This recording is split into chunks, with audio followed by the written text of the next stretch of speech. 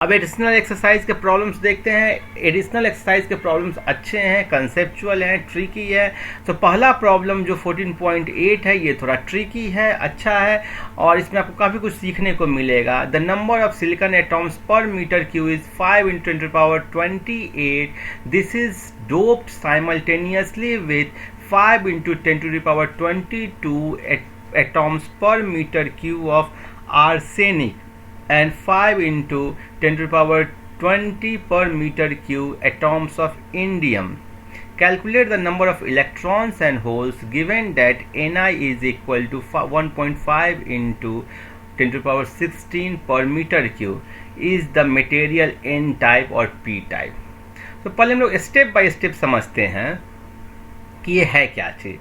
देखो, जो आर्सेनिक है वो आपको किस टाइप की इम्प्योरिटी है। तो ये आपको एक पेंटावैलेंट इम्प्योरिटी है।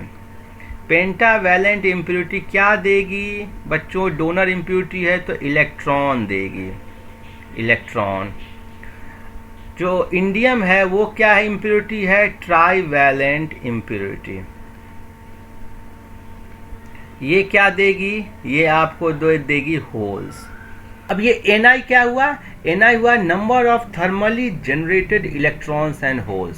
सो ये है number of thermally generated electrons and holes.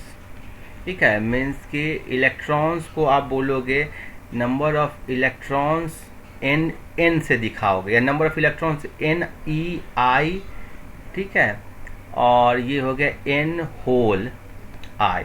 इसको यूजुअली हम लोग Ni से दिखाते हैं, ठीक है, क्योंकि इलेक्ट्रॉन भी उतना ही जनरेट होगा और होल भी उतना ही जनरेट होगा। कोई यदि बॉन्ड ब्रेक हुआ, देखो थर्मली जनरेटेड है, मीन्स कि आप हीट दिए, बॉन्ड ब्रेक हुआ, जितना बॉन्ड ब्रेक होगा हर एक बॉन्ड टूटता है तो एक इलेक्ट्रॉन बनाता है और एक कॉरस्पॉन्डिंग होल बनाता है।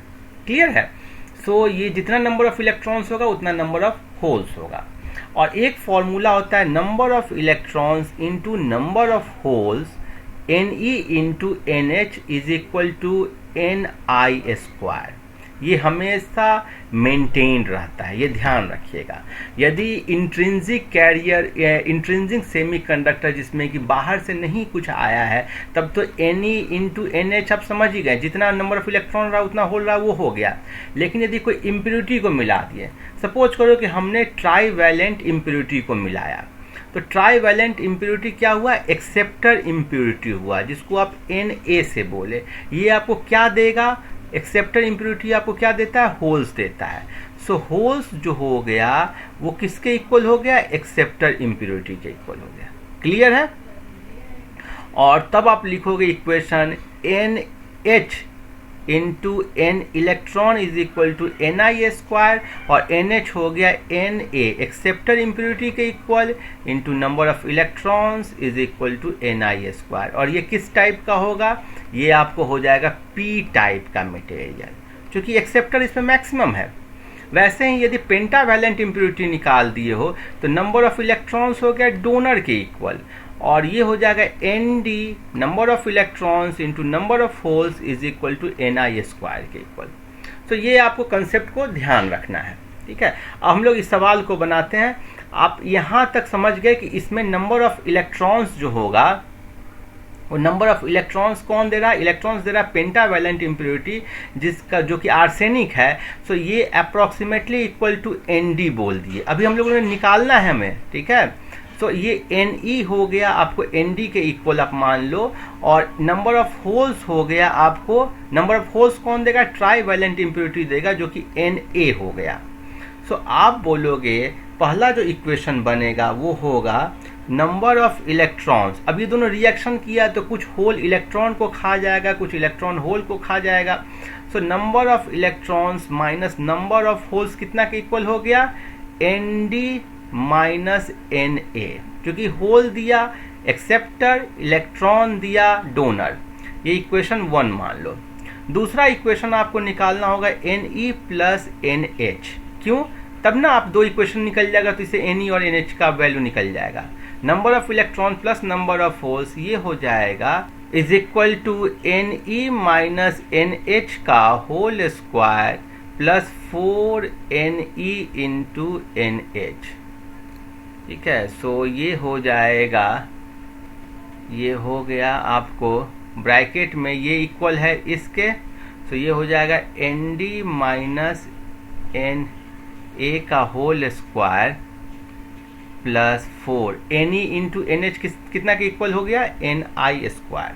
अब इसी को सॉल्व करना है। सो देखो एन डी का वैल्यू दिया गया है, एन डी है 5 इंटू 10⁻22, यही वैल्यू है, और ये हो गया 5 इंटू 10⁻20। तो फिर से लिखोगे यहाँ पर N E minus N H is equal to 5 into 10⁻22। मैंने इसलिए ये लिखा क्योंकि मुझे मालूम था कि इलेक्ट्रॉन ज़्यादा आ रहा है, चूँकि डोनर का वैल्यू ज़्यादा है। 5 into 10⁻20 that is 10⁻22, 5 minus 0.05 that is 4.95 into 10⁻22। ये हो गया एन ई माइनस एन एच, ये हो गया इक्वेशन 1। फिर से लिख दो, और वैसे ही तुम लिखोगे N E plus N H is equal to square root 4.95 into 10⁻22 का होल स्क्वायर, ठीक है, plus 4 into N I square कितना के इक्वल है, एन आई स्क्वायर देखो, एन आई है 1.5 इंटू 10⁻16, तो 4 इंटू 1.5 इंटू 10⁻16 का होल स्क्वायर। अब इसको सॉल्व कर दो, सो 4.95 इंटू 10⁻22 कॉमन ले लो, तो ये हो गया स्क्वायर रूट 1 प्लस 4 अंदर ले जाओ तो कितना हो जाएगा 3 इंटू 10⁻16, ये 4 अंदर जाएगा तो 2 बन जाएगा, डिवाइडेड बाई 4.95 इंटू 10⁻22 का होल स्क्वायर। अब ये देखो ये 1 के रिस्पेक्ट में कितना छोटा है, बहुत छोटा है। ये जब काटोगे तो ये हो जाएगा 10⁻6। सो ये आप सॉल्व करोगे तो ये हो जाएगा 4.95 plus into 10⁻22 square root 1 plus 10⁻−12। इसका 1 के रिस्पेक्ट में कोई वैल्यू नहीं है, सो अप्रॉक्सीमेटली इसको भी मान लोगे 4.95 इंटू 10⁻22। सो आप लिखोगे N E plus N H is equal to 4.95 into 10⁻22, N E minus N H भी हो गया 4.95 इंटू 10⁻22। सो यहाँ से आ जाएगा एन ई का वैल्यू 4.95 इंटू 10⁻22। ठीक है, जोड़ दोगे तो 2 N E is equal to 4.95 into 10⁻22, तो ये वैल्यू आ गया। अब कुछ लोग बोलेंगे कि इसको घटा देंगे तो एन एच का वैल्यू 0 हो जाएगा। नहीं, ऐसे नहीं निकालना है।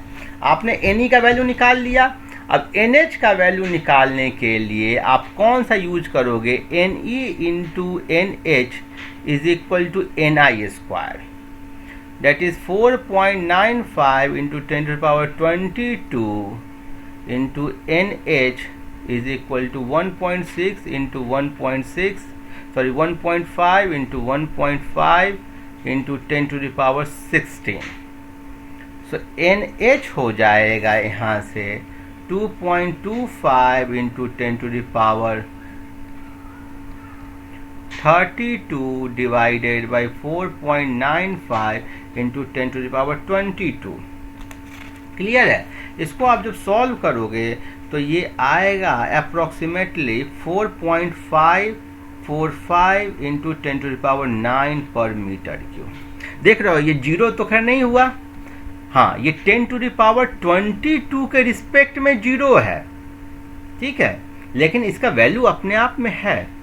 सो आप लिखोगे number of electron is equal to 4.95 into 10⁻22 per metre cube, number of holes is equal to 4.545 into 10⁻22 per metre cube. यही आपको आंसर हो जाएगा। समझ गए? निकालने का मेथड ये है। एग्जाम में आए, सपोज करो कि एकदम डेटा ऐसे नहीं निकालना हो तो आप मान सकते हो ये सीधे निकाल लेना, नंबर ऑफ इलेक्ट्रॉन होल से ज़्यादा जितना है उतना ही नंबर ऑफ इलेक्ट्रॉन हो जाएगा। ठीक है, कैसे हो जाएगा? क्योंकि जितना ज़्यादा नंबर ऑफ इलेक्ट्रॉन होल से है उतना ज़्यादा इलेक्ट्रॉन होल से न्यूट्रलाइज नहीं हुआ है। मीन्स कि यही हो जाएगा नंबर ऑफ इलेक्ट्रॉन जो अब अवेलेबल है। बाकी जो इलेक्ट्रॉन था उसको तो होल ने खा गया। क्लियर है? तो ये नंबर ऑफ इलेक्ट्रॉन्स निकल जाएगा। नंबर ऑफ होल्स निकालने के लिए फिर आप ये फॉर्मूला का यूज कर देना। क्लियर है?